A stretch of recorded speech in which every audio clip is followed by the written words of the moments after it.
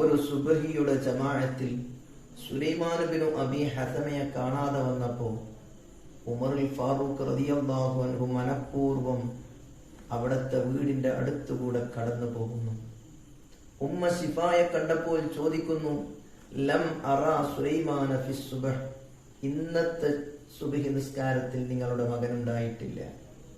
അവിടുത്തെ മറുപടി, ഇന്നഹു ബാത യുസല്ലി ഫഗലബതുഹു ഐനാ, രാത്രി മുഴുവനും ഇബാദത്തായിരുന്നു, അറിയാതെ ആ സമയമായപ്പോൾ മയങ്ങിപ്പോയതാണ്.